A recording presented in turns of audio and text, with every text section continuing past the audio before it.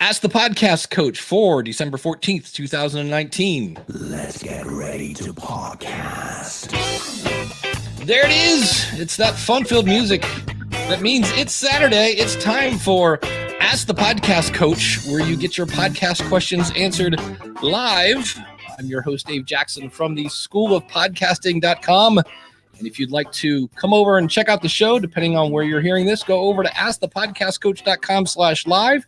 Want to jump in and ask a question, go over to askthepodcastcoach.com/join. And speaking of joining, we are joined today. He's back from the UK, the one, the only, Jim Cullison from theaverageguy.tv. Jim, how's it going, buddy? Greetings, Dave. Thank you. Greetings, Dave. Happy Saturday morning to you. Good to be back. It was I was physically on the aircraft on my way back last week during Ask the Podcast Coach. I did everything I could to try and join you guys, and I just couldn't get it done. And it was not. They've really locked down Wi-Fi on flights now. I mean, you can't quite do what you used to be able to do and jump in. I've done some video in the old days. I did some video off a plane.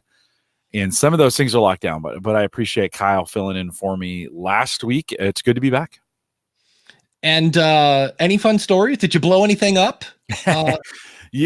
Almost. We took a bunch of equipment over there, and I did have a light that I thought was rated properly, not rated properly, and it gave up the ghost, so to speak, with a little magic puff of smoke, and almost set off the fire alarms there in the Shard. I was telling you in the pre-show, I would never get invited to another international event at Gallup again if I evacuated the Shard. So, no, we had a good run. I think the highlight, I recorded a ton of video. So we probably did 15 interviews. We did this live call to coach. Let me share real quick with you. So if you're listening to the audio, this might be one where you want to pop over to the video.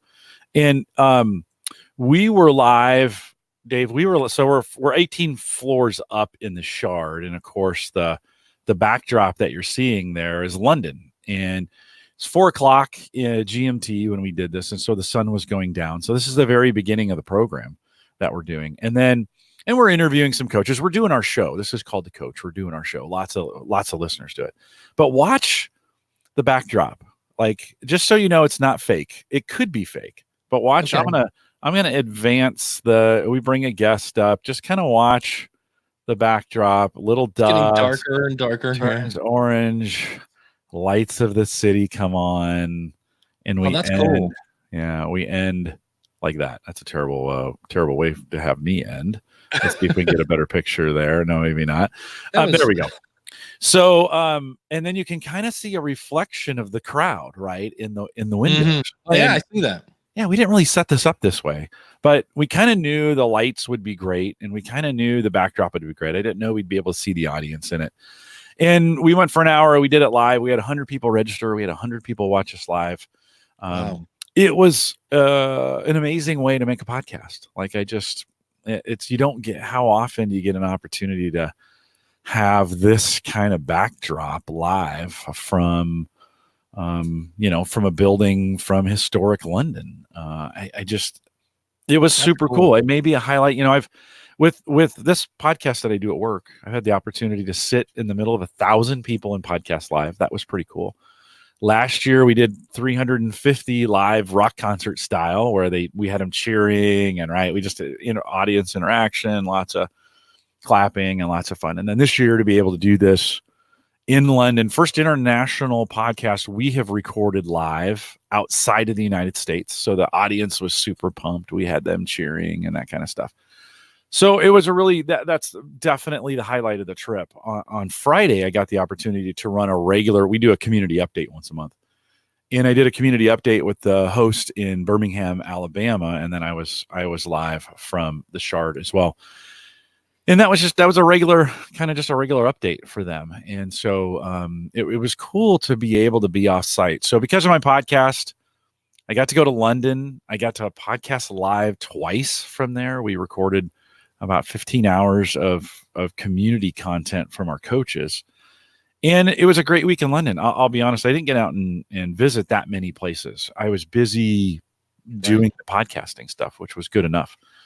and had a really good time. But the travel went perfect. So it was a really, really, really good trip to London. I mean, it was just one of those kinds of things where didn't have any customs trouble, didn't have any flight trouble. Everything worked. When I got there, I got on the Heathrow Express, and that takes you to Paddington Station in London. Got off the train at Paddington and literally walked downstairs to the tube. And there's like a train waiting for me. I was like, thank you, universe. This is nice, right? Got on the train, got off the train at Baker, got on another train on their Jubilee line, and took that down to the Shard. Again, I walked across, waited 1 minute, and a train came in and took me to the right train came in and took me to the place. So little things like that. And London is just a really cool international, like you just hear every language being spoken. Yeah. In London. And so it was very, very amazing, but a very cool podcast, event that you don't get very often. And so it was fun to do. It received well. I'm hoping this will lead into some work in Sydney in the fall. So we'll go out and do something very, very similar in out of our Sydney office. So we'll see. A few things need to happen to make that work, but because of my podcast, I get to spend a week in London doing some podcasting. It's pretty cool. That is very cool. And there were no pubs involved? Oh yeah. let's be clear. I mean, you got to eat, right? And That's so we every evening we had some kind of event with customers or with the team that was there. And so we got some authentic, bangers and mash, which is sausage on mashed potatoes, and had plenty of fish and chips and lots of fish. That's always fun when you're like, what does this mean? And then you find out it's like a hoagie sandwich, but they call it this is a button and knob. And you're like, a what? And I'm like, what? Yeah. Well, the English dictionary. Fries are chips. Yeah. Chips are crisps, right? Yeah. I mean, there's these, and a lot of people know that, but it is fun. But it's not like you go there when you go to Germany or when I went to Germany last. You got to really try and speak the language, and it adds an extra layer of complexity. When you're in England, it just doesn't. Next time I go, I'm going to go a little bit earlier, and I'm going to take the train up to Edinburgh. And so the goal is to drink scotch in a pub in Edinburgh and then get beat up and thrown out of the pub. That's the goal. You can't be in a Scottish bar. not get in a fight. So that'll be the plan maybe for next year. Awesome. Well, if you want to join in on the call, if you have a question here, just go over to askthepodcastcoach.com/join. Jim, we have a big announcement, and it's all your fault. The School of Podcasting is moving to Maple Grove Partners. Yes. Yeah, and it's all Randy's fault too. See, if it was just Jim had me about 80%. When Randy said, so I got on the phone with Christian. And I said, here's the thing. It's going to save me like $30 a month because it's more expensive than if I did my GoDaddy thing. And I said, look, here's there's one thing that we're going to kind of MacGyver. I said, here's why I like Siteground. They do this. They give me an email address.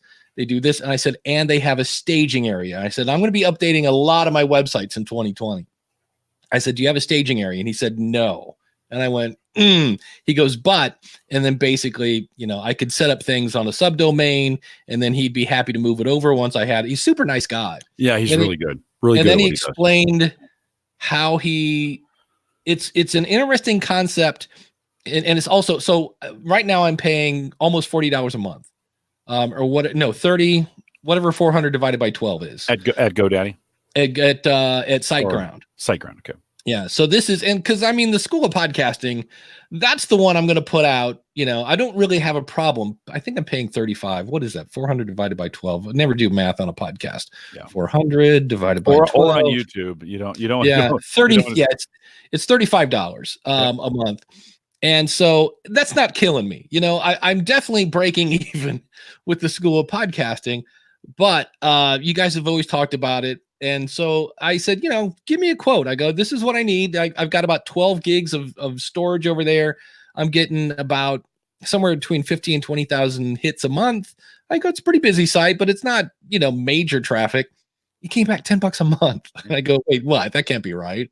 Nope. And I go, he goes, and it's $5 a month for the email address. I go, so 15 versus 35. I'm like, so I'm saving $20 a month, and he's going to move everything. So I don't have to do it. All I have to do is update my domain. And what's cool is Randy says it's about time. Oh, that's so great. Great to have you. So, but here's the cool thing, because my Siteground doesn't run out until sometime in January. So what he's going to do is move it, and I'll have a temporary address. So I can go over there, and because the big thing is I don't want to go over to that site and watch my images load slowly or something like that. And if nothing, happens, then I'll go ahead and update the domain name. But I was like, I'll give this a shot. We'll see. So some great news there in the fact that it's WordPress optimized. So he knows WordPress really, really well. He's super secure in what he does. And he's just, when we talk about migrations, I've had to migrate several times in the times that I've been with him, and he's just like, he understands how to do migrations, and he's very calm, and he works with you individually, and the kid is just amazing. I'm very, very privileged. I was joking with him at one point. I'm like, hey, could you slow things down? It's a little too fast.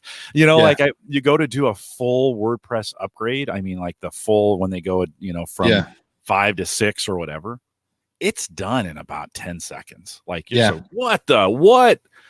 And so it's really good. Well, I'm glad you got a chance to test it out. The one caveat for people listening is it's a small business. Like it's him and his dad.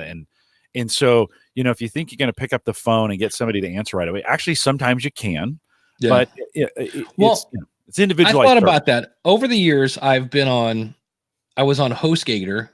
I had a site on Bluehost. I've had Siteground. I've had WP Engine, which was really expensive. And then GoDaddy. And the only site I've ever had really problems with was Bluehost and HostGator. HostGator actually went down one day. Like my site was just offline, and we went through the script with the support people, and they're like, we'll have to escalate this. And I'm like, wait, my site is like down. Like it's not, and I didn't change anything. And it wasn't the WordPress, there was just this weird error. So it dawned on me, because that's the always thing. I'm like, man, I don't want to put my baby in the hands of this, what appears to be and I know it's somewhat smaller, company, but I'm like, aside from one bad experience with a really big company, I haven't had a website go down. And I'm like, I think I'm kind of worried about something that's not going to happen. I don't really need support. I just need it to be there when it's there. And and I'm like, if it saves me $35 a month, and I've been going, that's the other thing is I went through, there's a program called YNAB, which is short for You Need a Budget. And I do this. It's funny, every year in December, I start to kind of look at what worked and what didn't. And it's just one of those where, again, I've already cut a bunch of monthly stuff. Good. But any place I can cut money, I was like, you're kind of blowing money over here. Randy also says about, we're talking about maplegrovepartners.com. There is no cPanel, which is an enormous benefit to performance to prevent the ninnies like us monkeying around things. That's the other thing. I was working with Michael Delaney, who's one of our awesome supporters. And he went to the cPanel, and he goes, what are we looking for in here? And I go, that's the thing about cPanel. I go, not that it's horrible. I go, but there's, whatever. Let's say there's realistically about 50 buttons on a cPanel. You're going to use 2 of them. Maybe one of them is AW stats, and the other one is maybe email. So there's not much there, but so it'll be a fun experiment, I'm glad you're over there. One of the benefits of it, $10. I haven't moved yet. It will be moving it probably this weekend. By next week. And you want to take your time on this, right? You want to do it. You want to do it right. This isn't a one click and move things over. With Maple Grove, your $10 plan gets you both media and web hosting, because he separates those. Like he did that for me. He did not. This isn't one of those, big providers where they say unlimited, but it's not really unlimited. I mean, Christian really is web and media hosting, and he can handle it all. He just upgraded a bunch of his equipment and said, Jim, I have even more capacity to take customers on. I was glad you said yes when he asked. he's like, I have the ability to take on more customers now. And so he watches the utilization. He makes sure, they put people in containers. And he understands, like, he built this service around my podcasting, which is super great. Like, he learned all these things about it. And over the years, I've been with him now 5 years, maybe 6 years since he spun that up. And we've learned together, and he's optimized around it. So I think for $10 to get web and media hosting, you don't have to worry about it. It's super fast. He understands podcasters. MapleGrovePartners.com if you're interested in that as well. Yeah. So he is. It's. I'm not going to use him for media hosting, but I will use him for. Yeah, it wouldn't make any sense for the web host. For a podcaster just getting started that wanted to do something that wasn't necessarily one of the free type things. $10 gets you in and gets you started, and would get everything that you need to get going. Yeah. Hey, this will be the last time we do this, where we thank everybody. So we're going to thank people in bits and pieces here. So again, I still have the teacher's pet option open. If you're looking for some one-on-one consulting, check that out. But we'll thank our $20 supporters. So we're talking about Jim Harold from Podlords. Oh, I forgot the fun-filled again. It's a good thing he starts this off, because it always reminds you. Greg from DebtShepherd.com. Glenn the Geek Hebert from HorseRadioNetwork.com. Josh Rivers from PodcastingExperiments.com. Max Trescott at AviationNewsTalk.com. Shane from Spyberry, we'll be talking about him in a second. Carrie Bond from KeyWestPerspective.com/podcast. Carl White, Life in the Carolinas podcast.com. So if you want to know about geography, you want to know about the Carolinas or Key West, there you go. You got 2 podcasts right there. If you want to know about public speaking, check out Kim Craggy at Toastmasters101.net. And Jay Cleveland Payne, you can find him over at morebettermedia.com. And we will be thanking our $10 supporters in just a bit. So I want to thank them as well, Dave. I was listening to you on Podcasters Roundtable, whatever the most recent one was. Yeah. And at the end of the show, you guys were kind of talking about money and some other advertising and some other things. I think this was on that show. I've listened to a bunch of podcasts as I've been traveling, so they're all kind of blending together. But you had mentioned that Ask the Podcast Coach is a car payment for you in some regards, as we think about those supporters. And I just, for a second, just being your co-host and doing this, I was just really appreciative of the folks that support you on this. I was just like, oh, that's really cool. It means something more. And I don't know about you, I'm not in this for the money. I'm here because I love hanging out with you on Saturday mornings. But it was just cool. It made me feel good about all the hours we've put in and the incredible audience that's there. Daniel also mentioned on that show just the incredible connection and engagement we have with our audience here on this show. And it's just a great reminder that we've got a Saturday morning cartoon audience that loves to come out on Saturdays and do this. So let me say it, $20 supporters, I really appreciate it. And all the supporters, I really appreciate what you do, as well as those that come out on Saturday morning. So hear it from me, Dave. This is Dave's deal, but I really appreciate what you guys do as well. So thanks. And I should mention, if you're an awesome supporter, our next kind of private open Q&A is Wednesday, the 18th at 9 p.m. Eastern Standard Time. I sent out a thing early in the week about that. But since it is an awesome supporter, we have to play. Sir Shane of Spyberry.com. He said, hey, this was in a Facebook group. He says, one of my resolutions of 2020 is to stop moaning about the lack of social groups where I live. I moved to Vermont from New York City, so that's just a little different. And there are very little groups I'm interested in joining. I moved here for family reasons, so why am I posting this in the group? Well, instead of complaining that there's not a podcaster group or a meetup, I need to create one. So I'm looking for advice from others who have started a meetup for fellow podcasters. I'm not trying to start podcast movement here, just a monthly meetup to meet podcasters in person and learn about each other's challenges and celebrate their wins. Remember, though, Vermont is a small rural state. Many people live in Queens, more people live in Queens than Vermont. Than the whole state. Yeah. Jim, do you have any advice on meetups? Or I do. With our coaching community, we get this question all the time. Global, though, around the world. What do you do? Right. How do we get them started? We give advice. The advice I give is I start by saying, first, they're really hard to do. Don't lower your expectations. it is something that takes time, like building a podcast. It's something that takes time and commitment. You've got to jar people out of their routines to come and hang out and give you a couple hours, whatever you're doing. So it has to be meaningful, and it has to kind of be entertaining. In a lot of meetups get started by like, let's just get some podcasters together and we'll talk. That almost never works. Maybe for the first one, but after that, you really have to give a kind of an agenda of like, we're going to talk about this, or somebody's going to come and cover that. I would encourage you to have, if you do get a few people who join you as members or whatever, put them in charge of a topic. Make sure every single event has a topic, because people will stop coming to things that are topicless. They'll just be like, well, I could be, I don't know what I'm going to get. Yeah, no, I could be. And so if anything comes along that has more value than nothing, which is everything, they won't come. Right.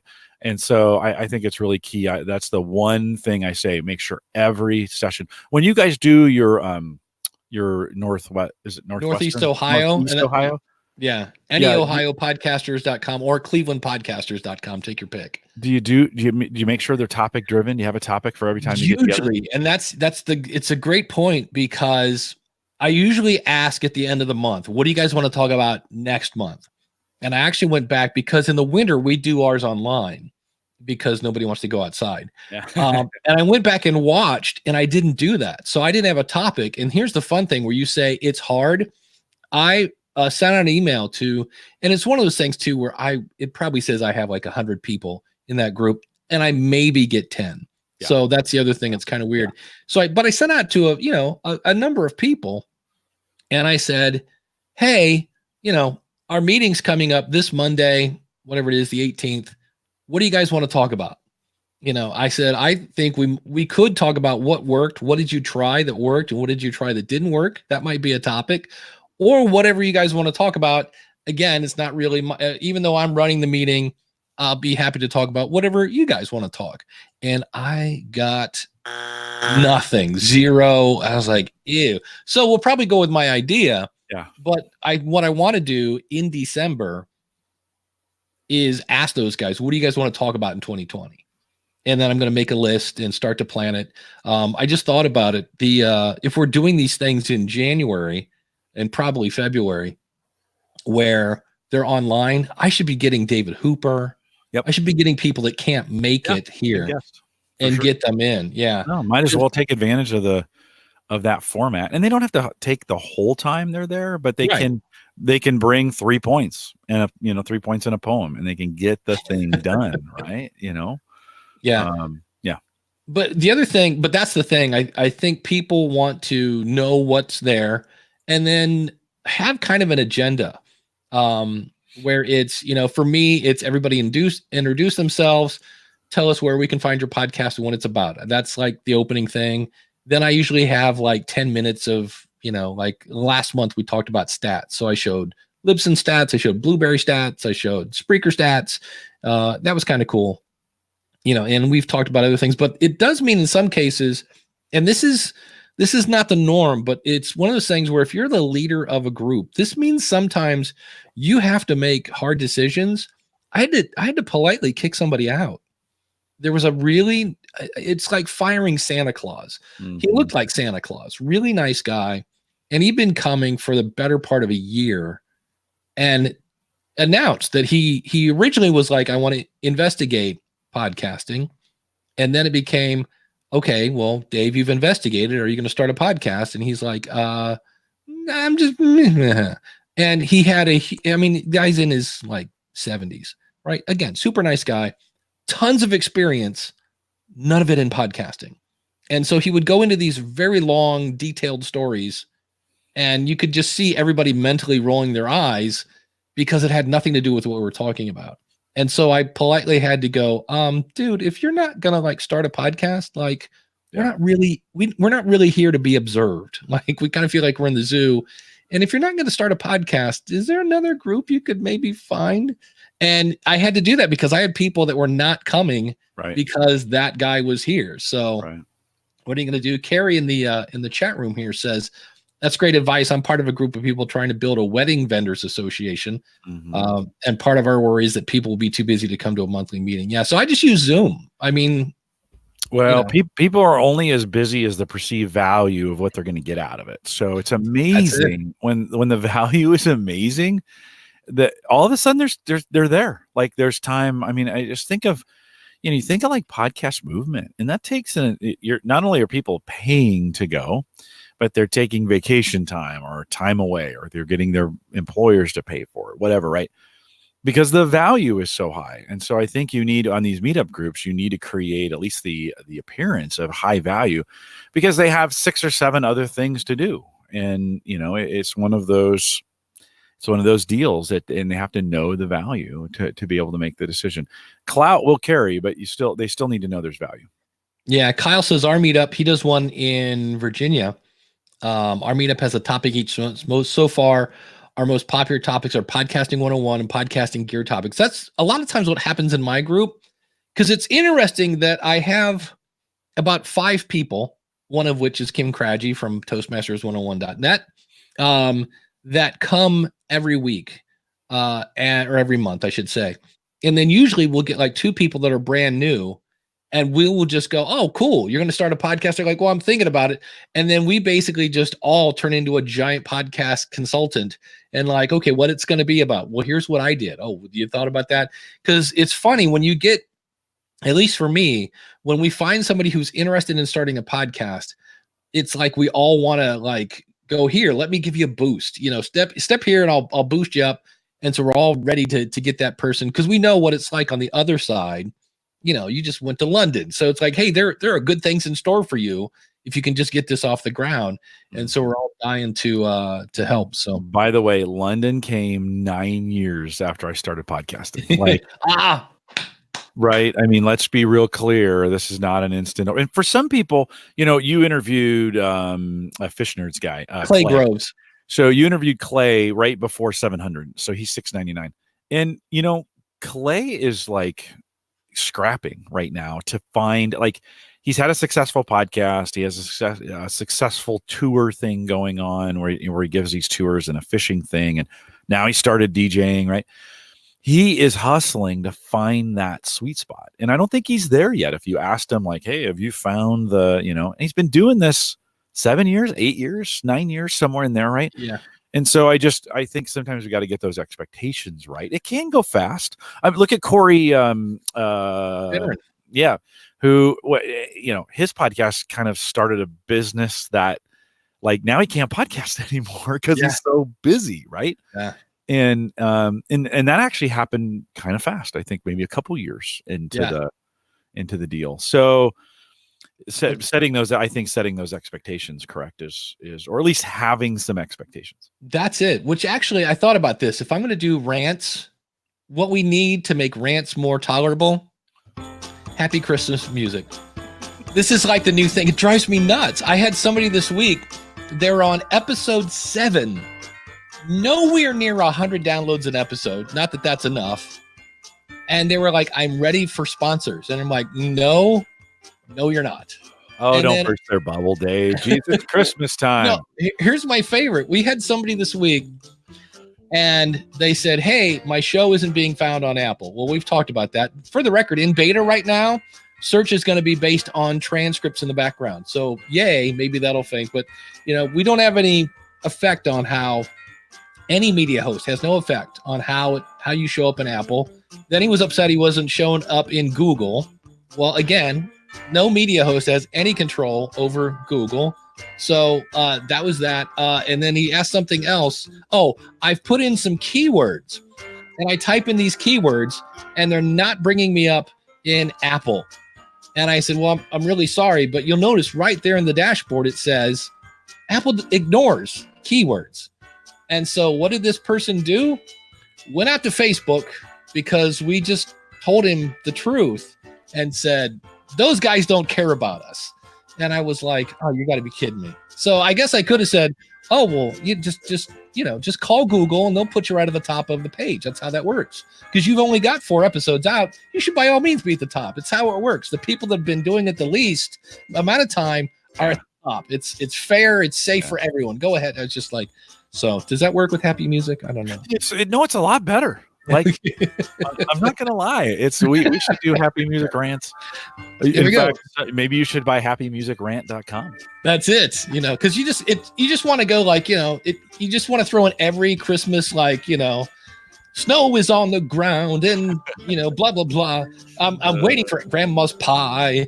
Kids on Santa's lap want to cry. I don't know, anything. So nice freestyle. And grief and sorrow. Yeah. Okay. We, along these lines, so we launched a brand new podcast at Gallup 4 weeks ago in Japanese.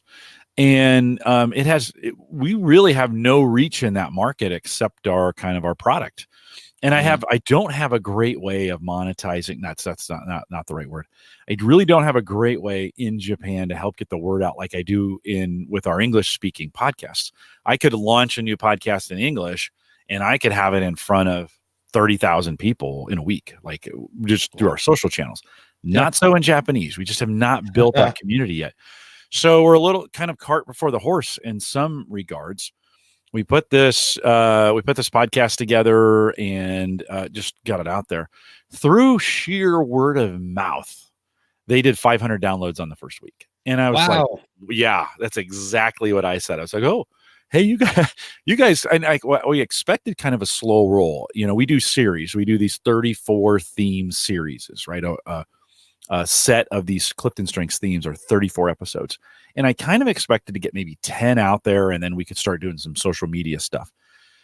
But on the first 3, they did 500 in the first week. And I thought, wow, that internal network is really whatever they're doing there. The internal network is really strong. And so it was 100% word of mouth. So if you can get a strong word of mouth network built for yourself, that can be, I mean, there's some people who would kill to have that in a month, and we got it in the first week. Now it backed off. That's a bunch of people downloading 2 or 3 episodes because they were brand new.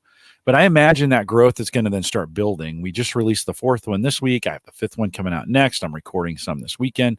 So, you can get the ball rolling. It just kind of takes a little bit of work. It typically takes just a smidge of time. So it's some excitement. Like, I think that's the thing. This is a pent up market that has been, talking about niche, we're not only talking about strengths, we're talking about Clifton Strengths. We're not only talking about Clifton Strengths, we're talking about it in Japanese, right?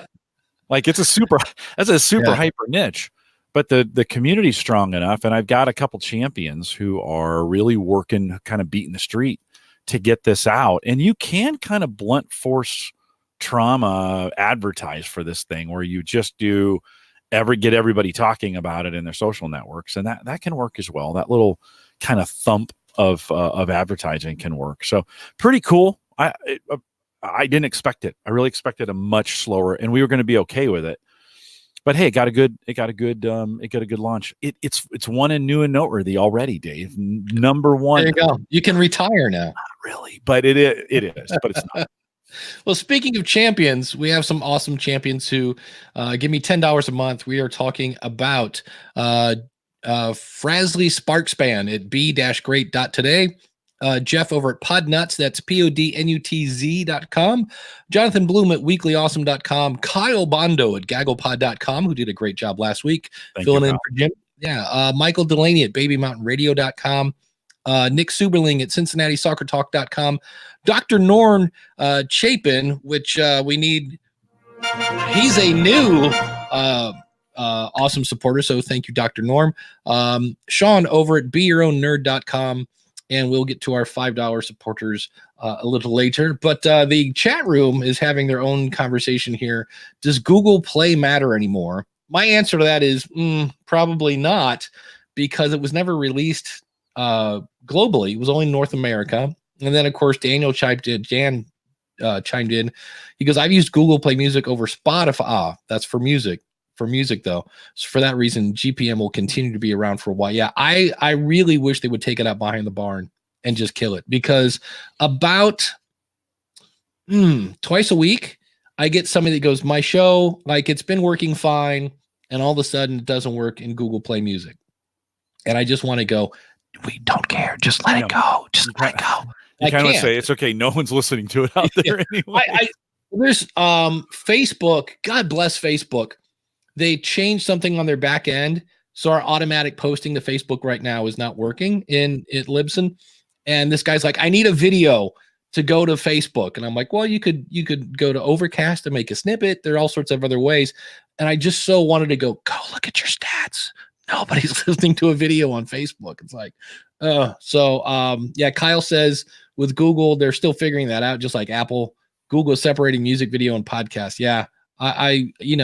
They've actually updated Google Podcast a couple times this year. So that'll be fun. And he also says cable's going full Netflix. Yep. Tiny streams for everything. Then the bundles would come back. Yep, exactly. So it's funny because I actually, I'll probably do that today. I switched from Hulu to TV, YouTube TV, because it dawned on me I'm going to miss The Handmaid's Tale. And it dawned on me that I watched that show because it's so different. But in terms of like, how do I feel after I watched that show? I'm like, that's disturbing. It's really, yeah. And then I thought about all the other awesome Hulu shows I watched, like, yeah, exactly. So I was like, and aside from I did find one thing different. If you go to Hulu and say, I want to watch National Lampoon's Christmas Vacation, if they say it's there, it's there. They're tapping into some, like they have a copy of it. You do that on YouTube TV, you're going to watch it without commercials from TBS. So you're watching when he says, gosh darn it, Flarkin Flinger, and you're like, oh, wait a minute, that's not what he's really saying. I'm like, oh, yeah. But it's, again, going to save me, I think, $15 a month because they're just raising their price on Hulu. And I went, no, thank you. So, but yeah, so I'm hoping with all these predictions, and that's the, well, speaking of that, Jim, let's here, we'll bring back the happy Christmas music. Do we want to talk? We can just talk about this. We have to talk about this. Let me plug it in. It's big news. And the question is, I'm going to plug in the woman in the tube. So if you have one, you want to mute this, and this is on this. Alexa, play Home Gadget Geeks on Apple Podcasts. Playing Home Gadget Geeks, audio MP3 from Apple Podcasts. Wow. Playing the latest episode. Sammy Collison on print media, cable news networks, and news-based podcasts. HGG 425.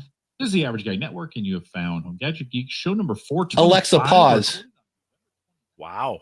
Alexa, Okay. Alexa, skip ahead 60 seconds. Alexa, play. 2019. Now skip it. Yeah, Alexa, skip ahead 60 seconds. Become a professional podcast guest. Sammy, how did that happen? I have wanted The to one start and a only podcast Sammy for a Collison. while. I don't Alexa, stop. know. This is like the best day of my life for happening right here. Woohoo! Yeah, so You're on Maple Grove Partners, and I made Home Gadget Geeks on the show. My daughter made it on there. That's pretty good. there you go. So I thought about this because the only reason I mentioned TuneIn.com is I go, in fact, I just did an episode on this on Your Podcast Consultant. I said, if you want your show on Amazon, it's really easy. Just list your show on TuneIn. So I went over and I went to my stats in Libsyn, and I have 2.3 million downloads of that show. How many downloads do you think I have from TuneIn, Jim? Oh, not many. Maybe less than 1%, probably. I don't know what. Yeah, it's definitely less than 1%. Yeah. Like pick a number. 15. You're very close. 24. Oh, okay. And I was like 24 out of 2.3 million. I'm like, now I do have an actual Amazon skill, which has the School of Podcasting. I never promote that. I never mention it. It's there, 97. But I really thought about it. And what's going to be interesting to see, and I don't know, is this going to show up as an Apple in your user agents or the woman in the tube? Or an Amazon. Yeah, it's a good question. Can you Bang? That's a good in the question. chat room. Can you speed it up? I don't know why. I have her plugged in. Play at 1.5 speed. Yeah, I'm going to try this again. Okay. Alexa, play. Out. And so I was like, maybe Alexa, I'll just get some experience. Play at 1.5 speed. So I get to Sorry, I don't know that, Yeah. but I No, do not have a yet. skill you might like. Ooh. It's called 105.5, the Dove radio station. Alexa, stop. Want to try? No, I do not. No, not yet. Be on it, and so I recorded on that. I guess because this is a Alexa, stop. I guess because I'm using a cord that's not stereo. It's TRRS. It's not letting me plug into the the board. It sounded good actually coming through Yeah. the microphone. So, boy, my daughter sounded good on your show, by the way. It's a pretty proud dad moment to have your daughter. She's really good. Well, here's She's that pretty fun good. part. And he's back. Yeah, I skipped a little bit there. Yeah. And I know if I still look grainy, one of the things I'm doing Monday probably is I'm going to remove my camera from my computer, and then I will basically delete it, the actual driver, and then I'm going to plug it in and let it configure itself, because my camera is driving me nuts. So we will We'll fix it. yeah, but who doesn't need fixed? Our awesome $5 supporters. And we are talking about awesome people. We just mentioned him, Corey Finneran from ivyNV.com. We need some fun-filled happy Christmas music. Chris Holofield from IamSaltLake.com. Ed Ryan from Podcasting for Dummies. Eric Hunley from UnstructuredPod.com. Eliquity from TravelGlutenFree.com. TravelGlutenFree.me. Jason Bryan from MattTalkOnline.com. Jason over at CUATX.com. Jeremy Dennis at transmissionspodcast.com. Some guy named Jim Collison at theaverageguy.tv. Jim, again, is getting mentioned again. Jim Harold at podlords.com. Joe Salsy High at stackingbenjamins.com. Jay Cleveland Payne at morebettermedia.com. Kim at teachersneedteachers.com. That is somewhat new. Kim Slusher at distractedlifepodcast.com. Master Cauldron at cauldronscript.com. Matthew at scottishpodcast.com. There's a guy that could probably help you find some scotch, Jim. Michael Ray, Ross Brand at livestreaminguniverse.com. Rob Griffiths, bedtime.fm. Troy Heinrichs at blacklistexposed.com. Troy Price at frontporchstudios.com. And we'll get to our dollar donations in just a bit. Dave, be interesting to see when you stop, because this is the last time we're going to announce everybody. Everybody, yeah. And the reason I'm doing that is, even though I'm breaking it up here, and it's not quite as bad when we break it up, I'm worried about the fact that people are tuning in to have us talk about podcasting. And that when I launched that, and this is kind of a lesson in this, I was like, I'm going to throw this on the wall. I'm going to get 3 people. Nobody's going to do this. So what I'm going to do in the future is, when somebody joins like new, I'm going to make a big deal out of it. So you will get your big spotlight. And obviously the $20 supporters will still get mentioned, but in terms of, and it's not that I don't care about the $1 and the $5 people, and I'll come up with something. Maybe they'll go on a ticker at the bottom of the screen or something like that. But it's just something that I'm worried that as it goes on now, that it actually, it's a pickle, because I really want to support my supporters, but I can't have, 20% of the show be thank you for this and thank you for that, and here's another website and blah blah blah. What are your thoughts on this, Jim? Is this a good move I'm making? Well, it's a move. I was gonna ask. It'll be interesting to see if you drop any $10, $5, or $1 supporters next month. Yeah, I know you've been very transparent. Let me just say this real quick. You've been very transparent about this. You could have just stopped doing it and not said anything, and chances are nobody would have noticed. Yeah, and maybe 6 months from now, like a $1 supporter have been like, "Hey, I haven't heard my name on the show in a while," right?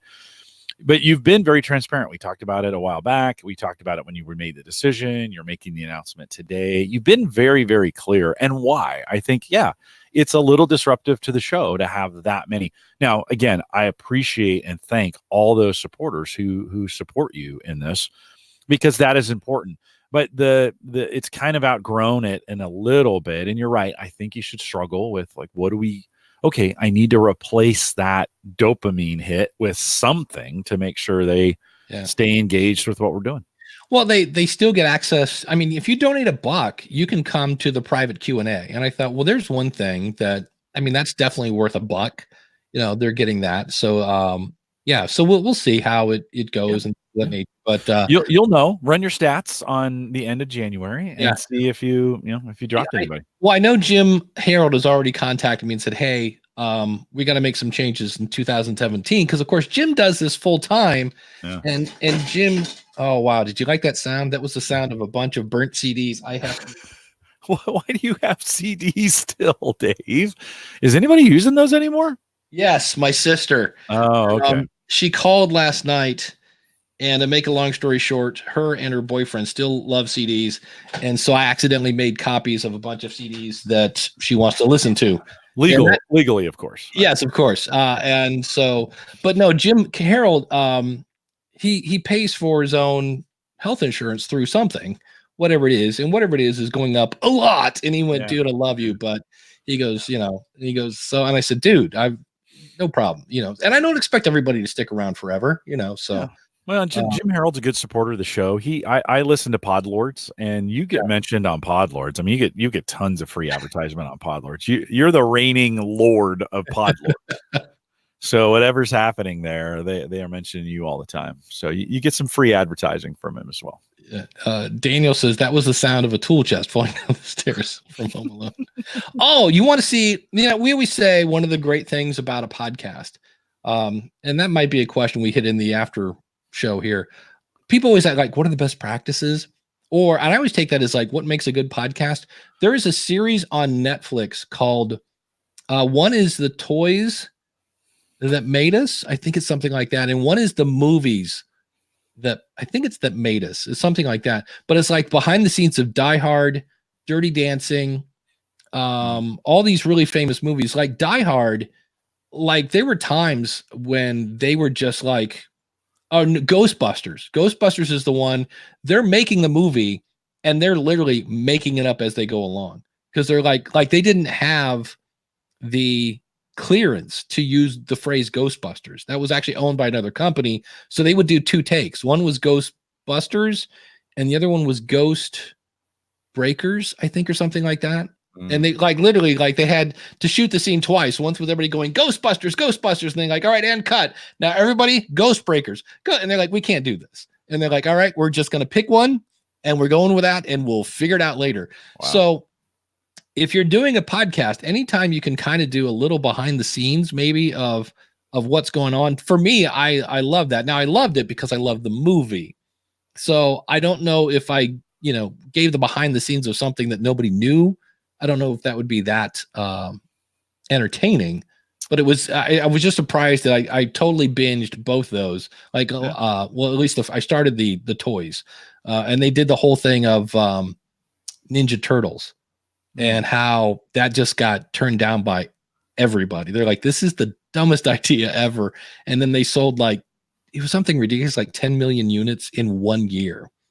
And the sad thing about that is the two guys that came up with it, for a long time, because of money, there's that whole get things in writing thing, kind of broke apart. But they're actually, they kind of reconciled towards the end, because everybody got paid kind of more or less. And they went, you know what, we have millions in the bank. What do we care? So exactly. But it's a good reminder, and you're going into partnerships on these podcasts, to be very clear about what the expectations are when it comes to money, because nothing will break up a band faster than money. So. Absolutely.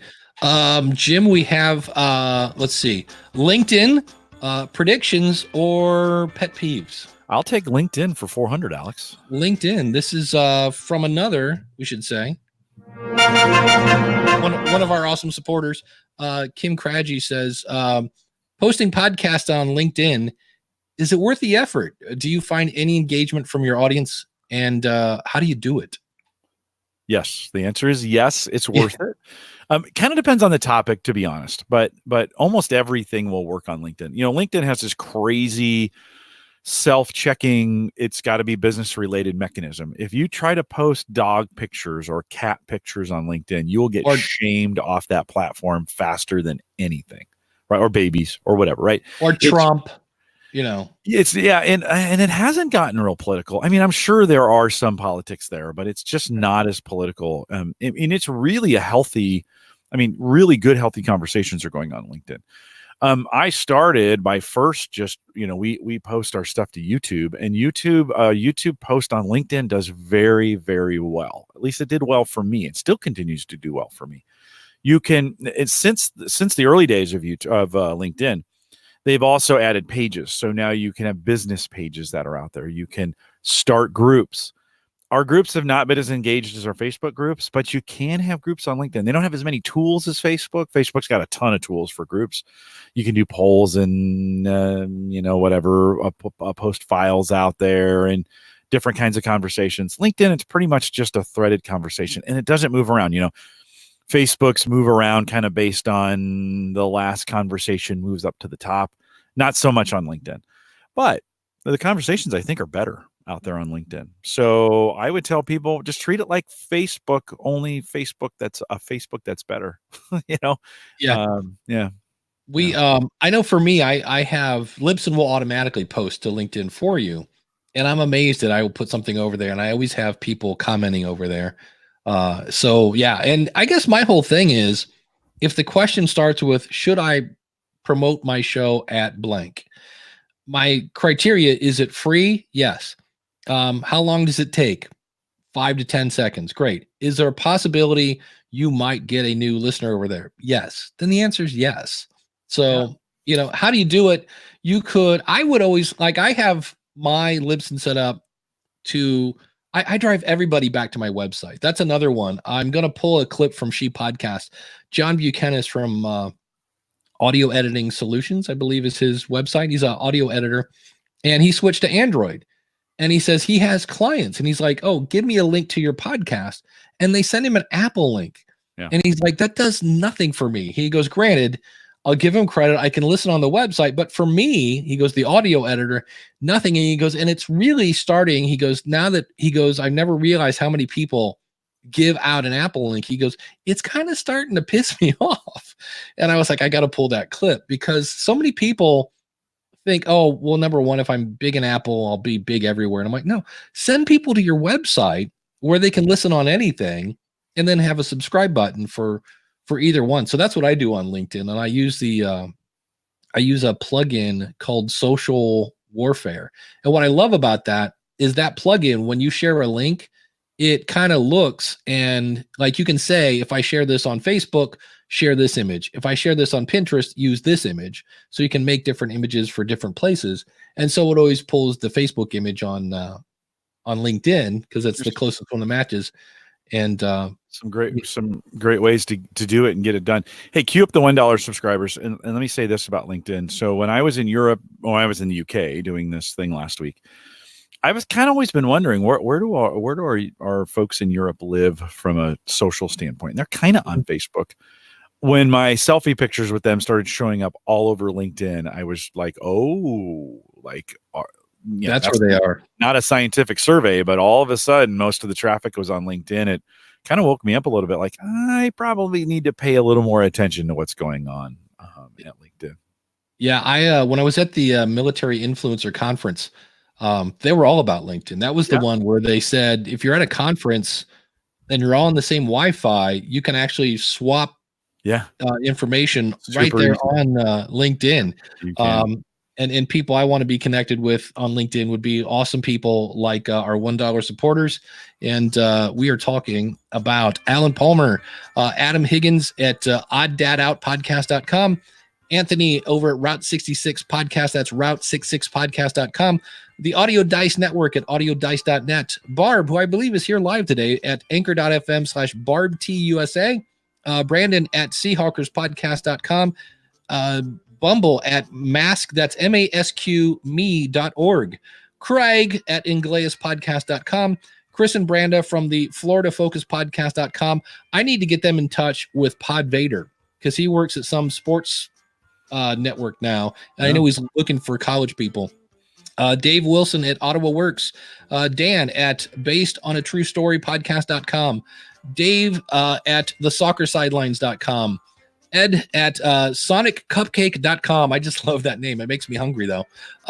Emily at thestorybehindpodcast.com. Garrett at utrmedia.org. Gary and Margaret at beekeepingpodcast.com. the International Latin Podcast Awards at latinpodcastawards.com. James at creepykingdom.com. Jeff at Disney, that's Dizney, coast-to-coast.com. That's the ultimate Disney. Yeah, it doesn't work with Disney. The ultimate Disney fan podcast. It doesn't work. Even with happy Christmas music. Jason at TV times 3. That's THREE. Jay at potstirpodcast.com. John at soberspeak.com. Kyle at leveluptech.com. Lucas at triangletactical.net. Josh at onthebubblepodcast.com. Mark from resourcefuldesigner.com. He's also the guy behind podcastbranding.co. Mike Moody at CreatePod, a podcast about the art of podcasting. Find that at createpodatx.com. Matt at Blue Ribbon Podcast. Patrick Keller at bigseancepodcast.com. Paul at fightingthroughpodcast.co.uk. Randall at randallblack.com. Ryle Davis Jr., Steve at earn.show.com, Sean at clarinet.com, Wayne Henderson at mediavoiceovers.com, Cody Saison, and last but not least, Zachary Webb at seriousobouttech.com. So thank you to all our awesome supporters.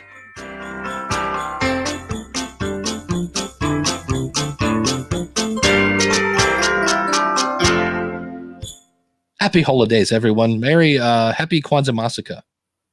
In 2 more weekends till 2020.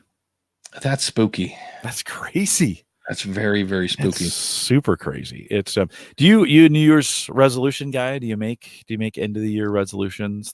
How's the weight coming? The weight is going good. 222. I started off November 228 point something. Nice. And I'm down to 222.8 this morning. And I was like, yes.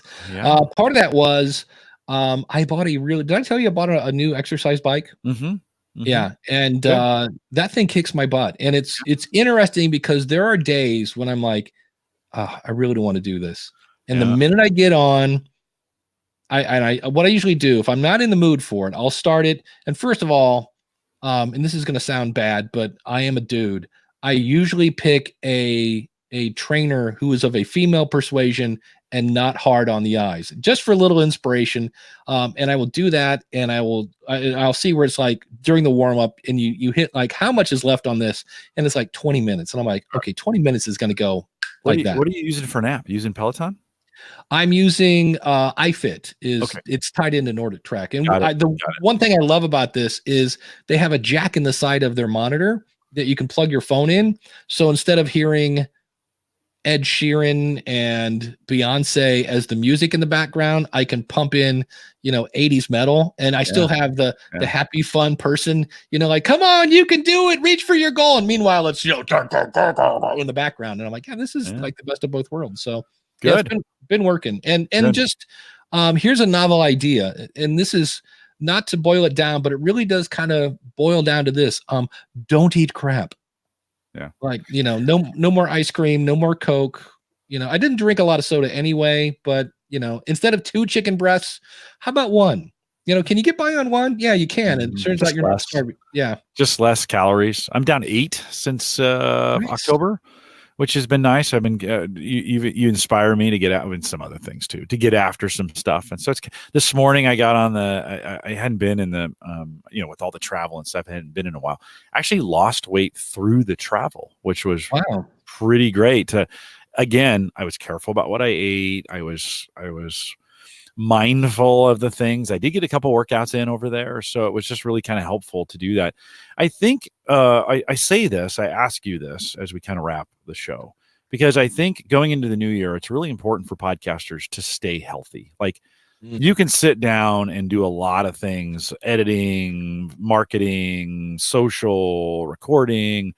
Those sit down hours are not the best hours on your body. And I just think as podcasters, we need to find this balance and for some of us, we need to find a little more than less when it comes to either the way we eat or the way we burn the calories on that. But I think it shows, like, I feel better behind the mic when I've been working out, and I feel better when I'm feeling better about losing weight. So John and Emily, great job on your podcast. Dave, great job on that. But let me encourage podcasters as you go into 2020, maybe there's just some more fitness and some different things you need to jam in that pie hole and do it a little bit different than you did it in the past.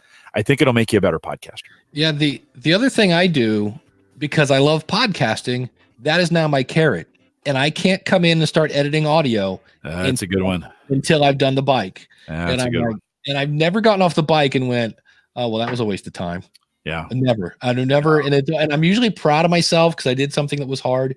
Look, we do hard stuff. We've all done hard things. It's like, and it's just a matter of, and that's where for me music really comes in. So when I hear that tune, I'm like, oh, I haven't heard this in forever. Yeah. And the next thing, so that kills like 3 minutes. And I look up and I'm like, oh, I've got 12 minutes left now. All right. And then so that whole 9 yards. But Jim, anything coming up on Home Gadget Geeks or TV? We kind of did a pre-Christmas, looked at some Christmas gadgets. The iRoomba vacuum cleaners and some.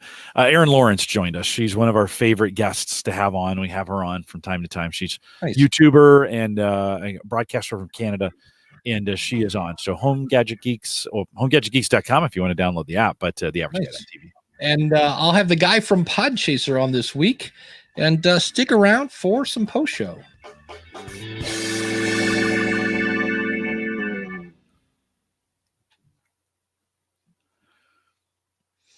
Yeah, John, if you get a chance, go to askthepodcastcoach.com/join. I don't know if your ears were burning or not, but I was talking about your activity with people sending you Apple links. And I was going to cut that clip from She Podcast, and I got to ask Elsie and Jess. But if you do it on my show, if you share that story, well, then, hey, it's mine to use. So is he in the he's in the chat room. I think he was. Maybe not. He's not here. Okay. Ask the podcast coach.com/join. Maybe he left. He might have. No, but if he says it ended. Did you changed it over? You changed that link over this morning? I thought I did. That might be why nobody joined today. I did that last week though. Let me check here real quick. Ask the podcast coach. This is the joy of live streaming. Yeah, I did that last week, which is kind of cool. You can create the next stream. You can set that up in StreamYard and go ahead and make your link. That's just drop the raw stream. Yeah, in the chat. That's true. I do it, but it blocked me on YouTube. You have to do it from your account. Yeah. That's true, because it's not like everybody and their brother is going to join in. No, we want them to anyway. So it's just it's just an easier thing to remember than the StreamYard address.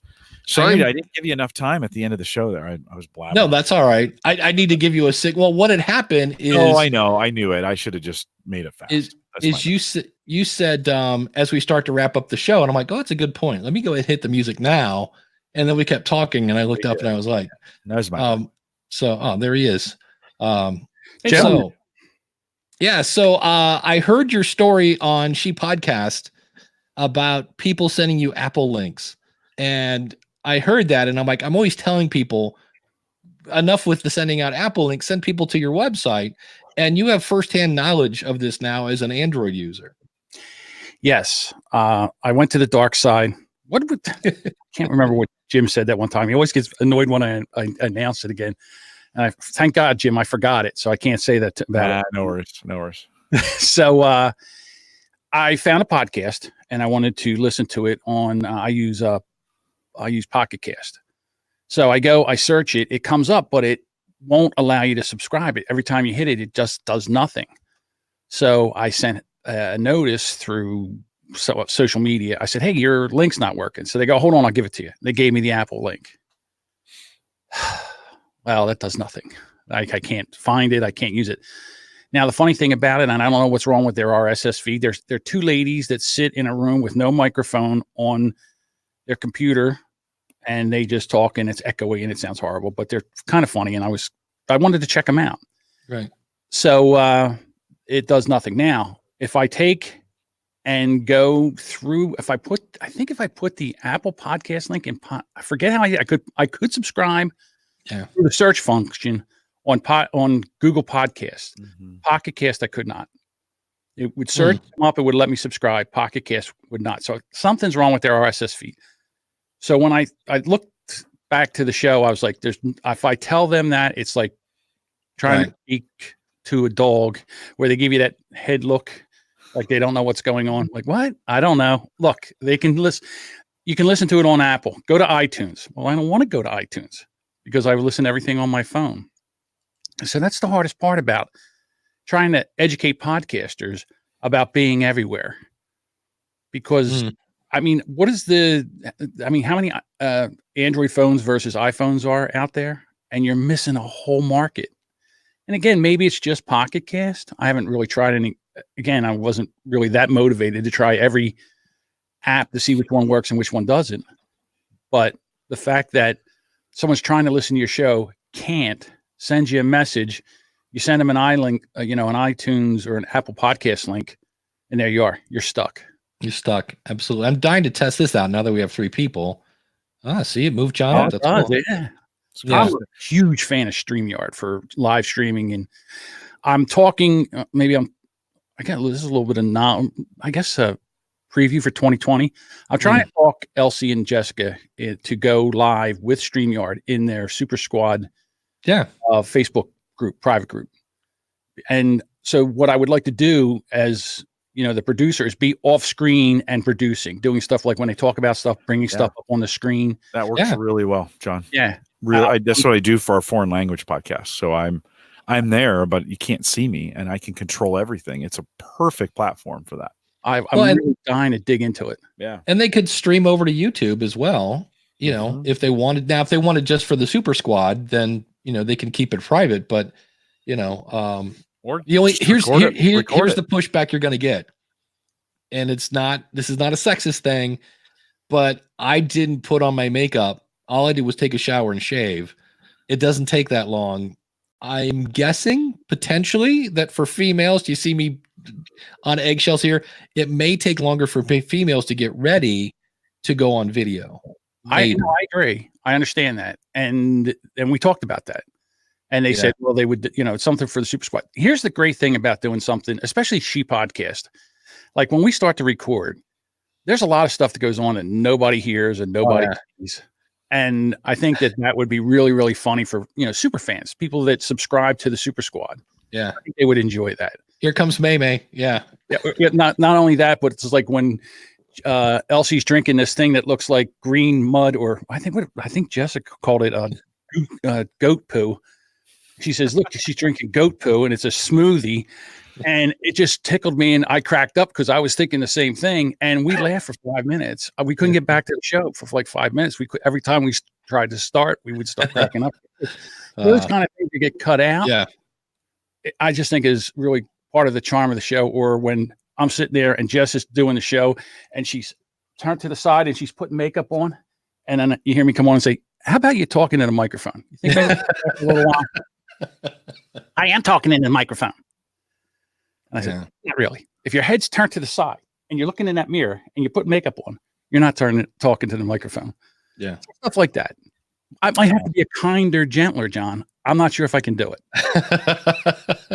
Well, I just wanted to hear that story because it's just the hoops you have to go through to get the show. I was like, okay, this is what I've been telling people, and here's John now backing me up that does not work. So Dave, when we think about direct links, right? I mean, why do we not just want to give them theaverageguy.tv/subscribe?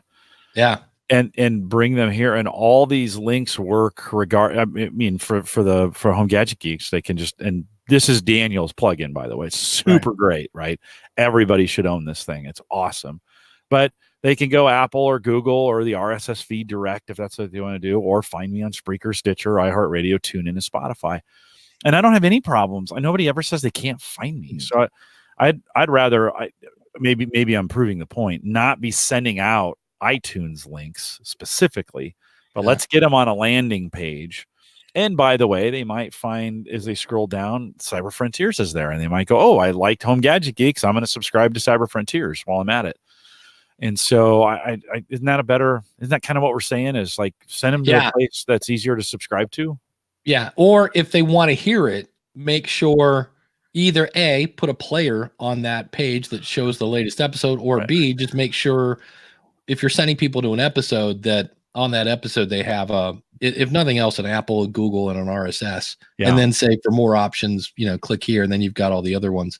My front page doesn't have players. It's limited. The theme limits, and I can't throw players, so I threw a jukebox in it just so people would know. And then, of course, if you drill into it, I'm really clear on it to say, hey, here's the podcast player. Once they log into the page, then they get an audio player and the YouTube stuff, and they can subscribe and click. Nice. They click here for other options if they want to do it that way, and it takes them over to the subscribe page. So I'm always trying to drive them to the subscribe page where they can get everything they need as opposed to a link. I would never think to send the Apple link to somebody. Like, that's the worst possible place for them to land. But that's that mentality of Apple is the only game in town, and this is the one that matters. And if I get up on the charts, I'm like, ugh.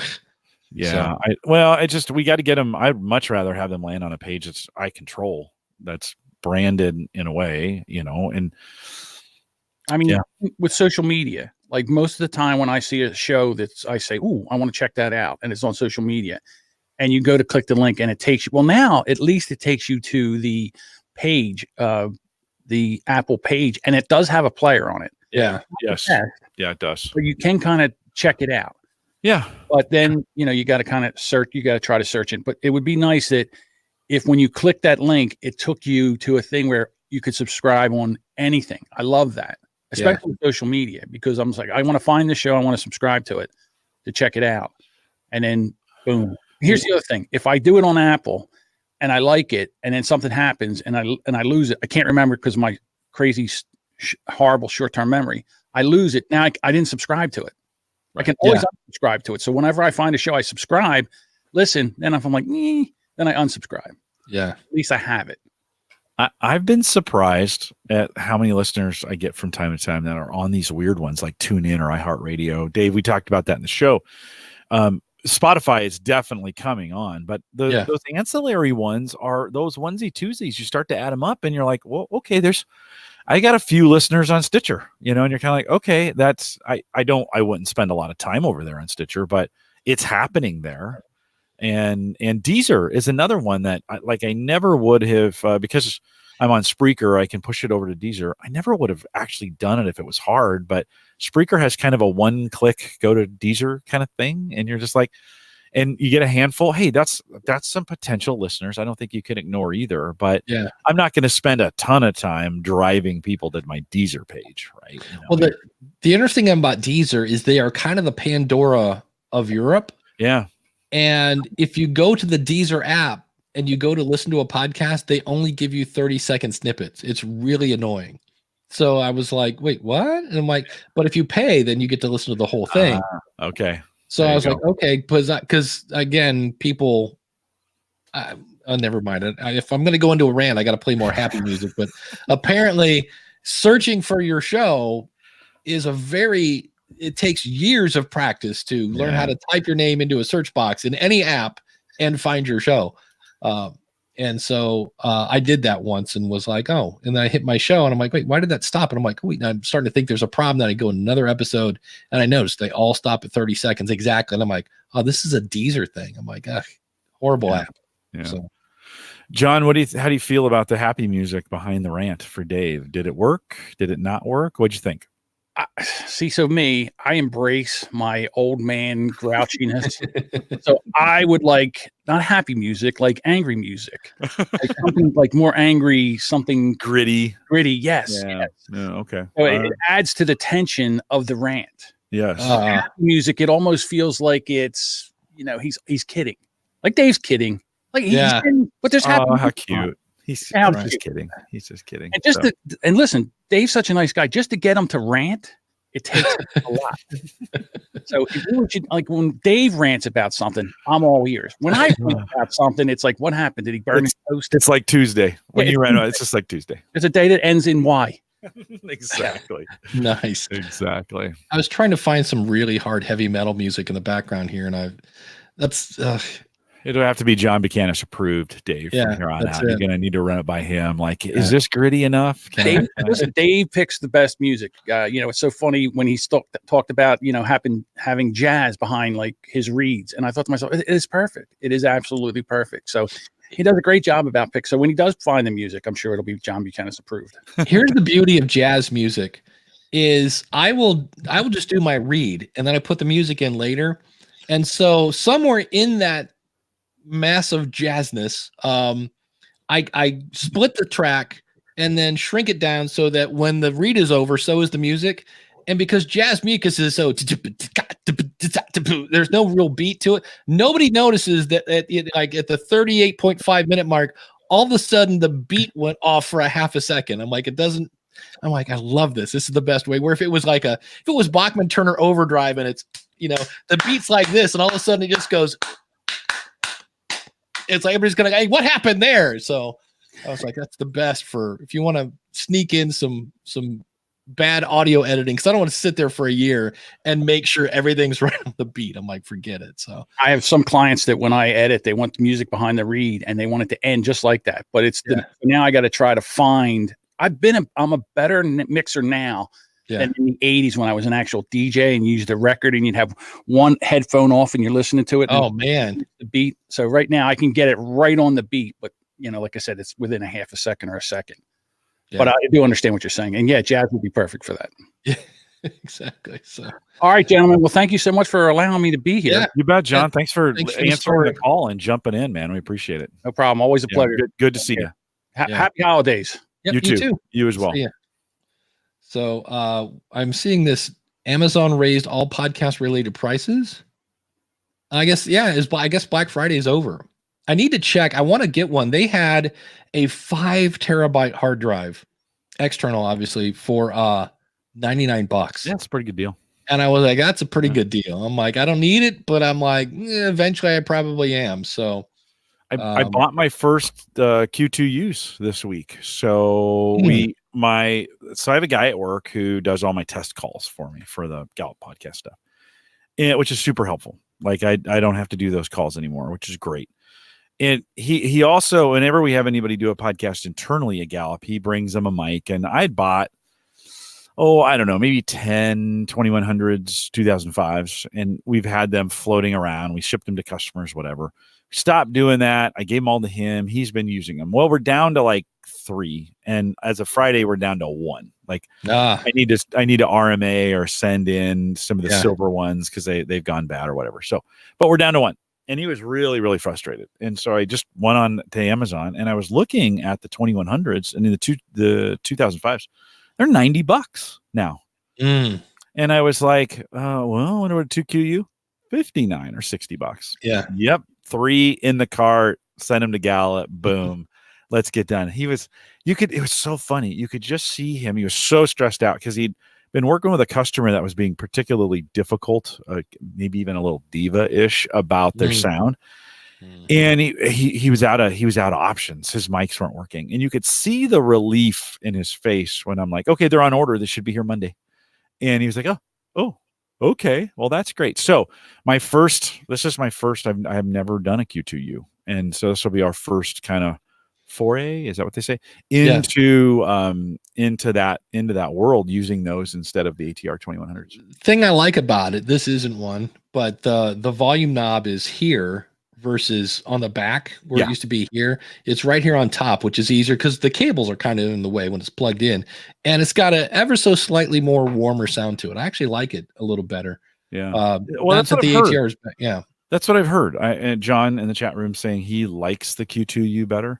And that's kind of in the community, that's kind of what I've heard. And hey, I think they're very similar mics, especially for what we do. When I have guests using them, I don't think it either way is going to be fine. But when it became down to price and I could save $30, it was pretty good. I did see a ton of great Black Friday specials. I was on the road, so I didn't buy a ton of stuff, but man, next year, I don't know why I don't think of this, but next year I need to create a list in like June and not buy anything until Black Friday, because everything was on sale this year. Like there's nothing that wasn't on sale. So Daniel says the Q2U is also about 3 decibels louder, which is cool. It'd be great. Even That'd be better. great. Yeah, it's almost one of those things you want to like put some money aside, like Yeah. your Christmas money. Like, Uh-huh. but I made a list. I was like, if Monster Insights goes on sale, if Social Warfare goes on sale, those were 2, and they did. And then the guy that made it's basically a Fethead ripoff. Went down to $30, and I was like, okay, I don't need that, but I would like to test it. So, you know, I mentioned I was having trouble with my mic, and so I was going to do some testing. I thought maybe I need a Fethead or a Cloud Lifter or whatever, and appreciate a couple of you offered to send me stuff, and I said not yet. I'm maybe traveling, don't have time. So I've been monitoring it. Well, like maybe this is a Schrodinger's cat problem because now that I'm monitoring it, it's not doing it. Like I can't force it. I've been trying. I've been doing different things. So I kind of gave up on it. I'm like, okay, I'm fine for now. I'm going to just continue to do my setup until I have to do something different. We start at Gallup. We tear out the studios. I'm actually moving my studio into my office for 6 months while they tear out the floor, and they're rebuilding 2 brand new podcasting studios for us, which is going to be great. Yeah. We're going to have one that's traditional like this, just single seat backdrop. That's not a mess like I have here. But you know, plain wall and some things on it. And then we're going to have a group podcast room where you can come in and have multi sets. So stand up behind a thing, table where you can, you could put 2 or 3 people around it, 3 or 4 cameras in the room, and they'd be able to mix those sets and run them in here this way. So apparently, like I didn't ask for any of this. So the Gallup just like, okay, we need these things because this is Collison's doing this all the time. We need these things. So they came to me and they're like, help us build this out. Wow. So by June, I have 2 new studios, which is really, really cool. So that's kind of cool. Not only do they let me do it, not only do they pay for it, but now they're building studio space to make it better. So that's cool. Nothing worse than watching people when you're sitting there make bad decisions around audio. My church just bought some really cheap mics, and they go, yeah, these are better. They don't pick up like the other ones. You had to be right on top of them, and these pick up a little more around them. And then they're wondering why they're getting tons of feedback. And I go, yeah, that hole picks up everything. I go, yeah, I would have told you not to do that. So Omni, yeah, no, but it's so cool, man. Merry Christmas to you, new studio. No, it's their so the bad part is I have to completely reconfigure my office to make it work. So during the Christmas break, I'm going to be tearing everything out, changing some things around, updating some stuff. And then for 6 months, and we call it Studio C. So I was in Studio A when I first started, and I was there for about 6 years. And then Studio B is where we're at now. And then my office will be Studio C, and D and E are coming when we do the new ones. So it's been a ton of fun. And people are like, Studio B, like, where is that? And I'm like, okay, that's just something we made up. But it lets us know where we're recording from. I don't know about you, Dave, but our guests love to watch what goes on. Like I get comments about things people find in this stuff, and especially in my office at work, they're always, I've had a bunch of things dangling and this kind of Star Wars, this kind of stuff. Yoda, there's an angry bird up there. Emily's book. This is hard to do. Emily's book is up there, right? I've got a Channel 9. Right here is a Channel 9 from Microsoft. I was in their Channel 9 studios, which is super cool. Nice. So little gadgets. I struggle with what to do with my background because there isn't anything.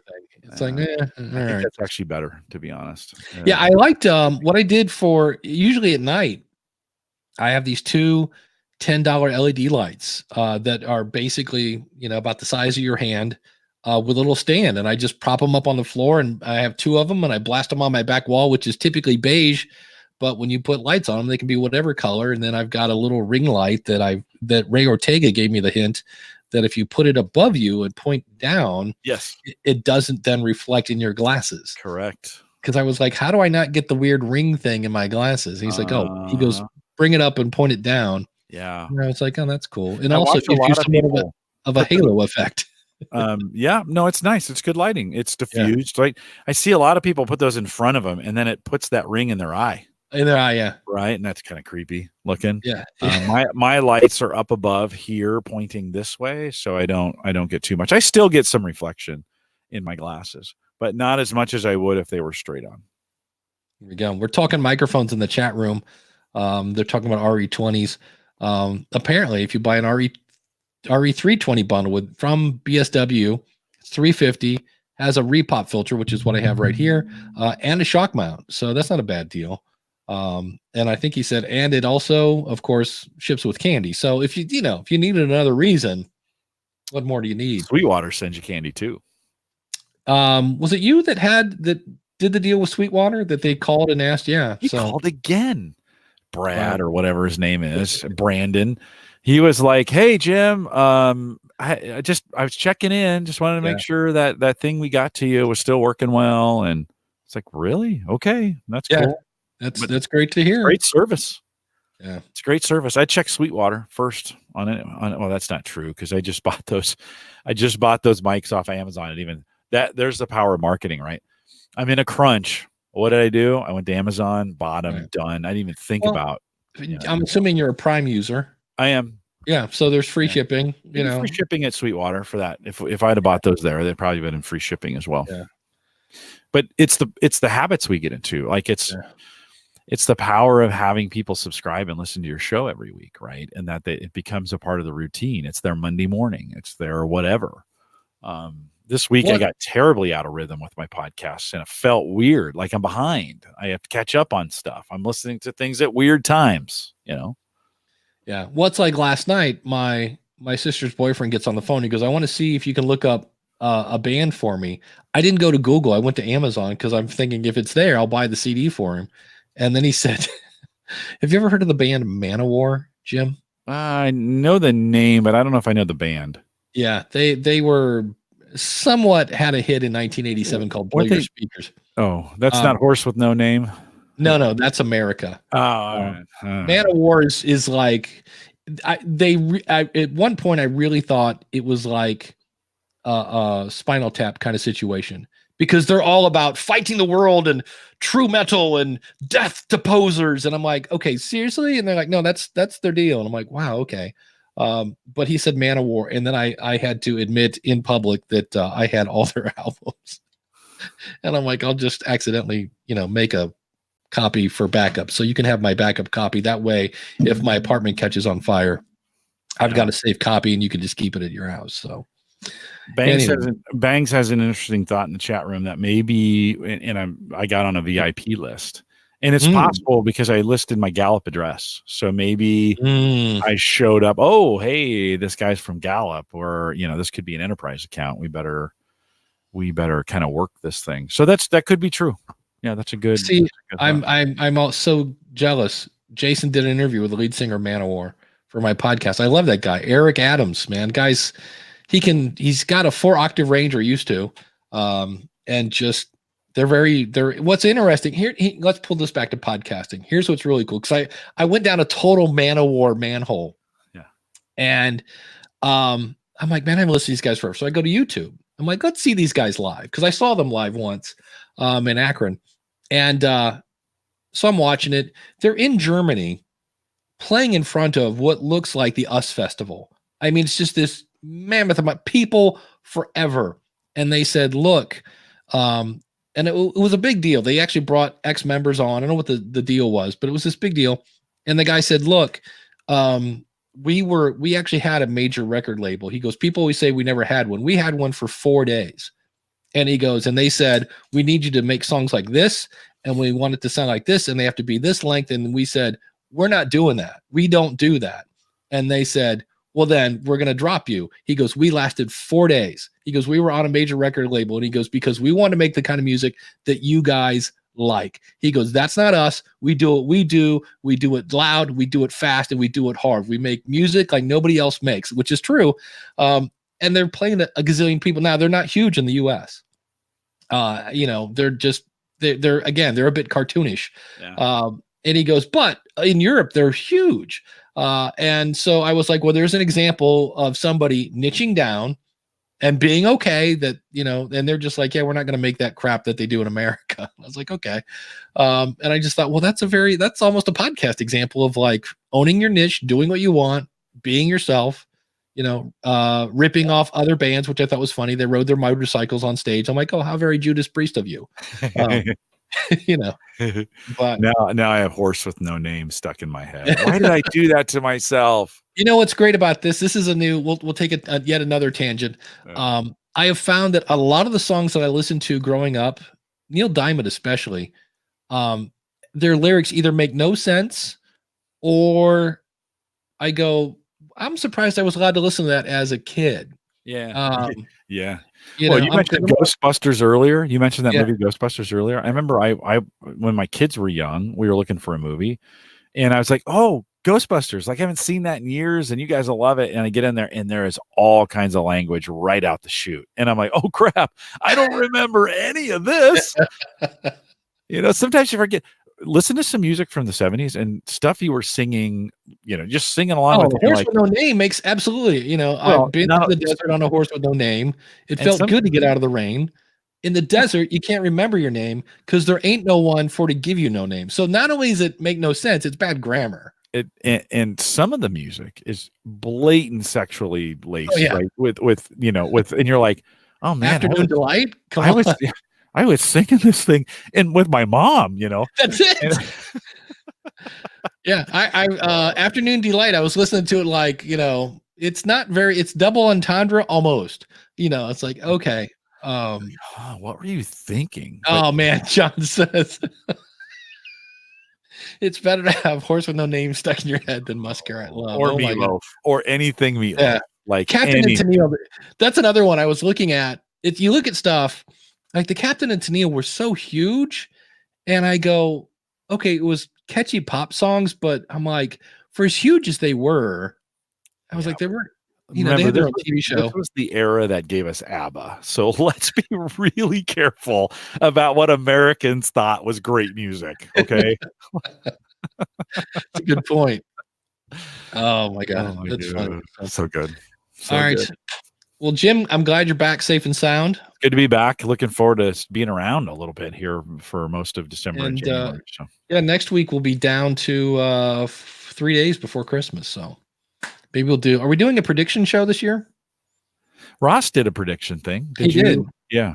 I contributed to that. I was actually, I had a link here. In fact, I'll put it in the chat room. Yeah. There was only one prediction that I saw that I was like, because most of them on, when Ross asked me, I'm like, okay, here's a novel idea. Podcasting is going to get more popular. I'm like, that's not really going out on a ledge. And most of these are not. There's one guy that says RSS is going away. And I'm like, no, it's not. So, well, you guys had a long conversation about that on Podcasters Roundtable, which was actually really, really good. That was a good conversation, a good, meaningful. Sometimes we blah, blah, blah, blah, blah stuff that doesn't matter.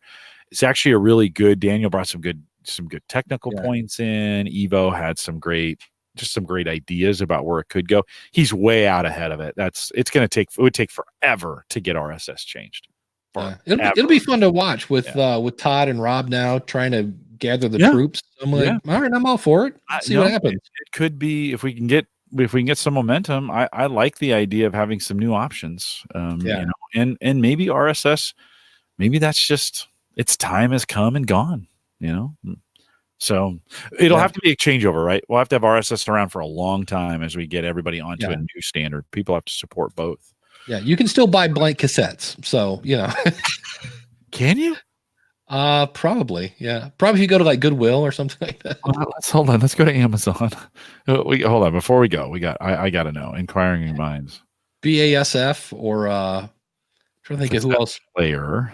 TDK was, I think, my brand. TDK. Oh my God. I have not heard TDK. Those words. Cassette. Let's do cassette tapes. Let's see. Here we go. Can you buy, ladies and gentlemen? Yep. Fidelity blank cassette mixed tape. No. Oh, a 10-pack for $40. Wow. Those have gone up a bit in price. There's a little supply and demand. Yikes. Can't be. Maxwell. Oh, here we go. No, 5-pack for $30. Yeah, they're a little expensive. Well, nobody's making them anymore. Right. Well, that's like I went to buy a VCR player because I don't watch VCR tapes, but I have a bunch of old home movies. And I went to buy one on Amazon. It was like $100. And I went to Goodwill and got one for 10. Yeah. And I was like, so I don't really care if it's used. I just, I basically grabbed a videotape that I'm like, okay, if this one gets eaten, I don't care. Put it in to make sure it worked. I'm like, okay, cool. Cause I want to transfer those to digital eventually. So I needed something to play them. So, but all right, y'all. Well, all right. Have a good weekend, Dave. We'll have see a you good weekend. See you next Saturday. See you guys. Thanks for joining us. Take care. Yeah, you bet.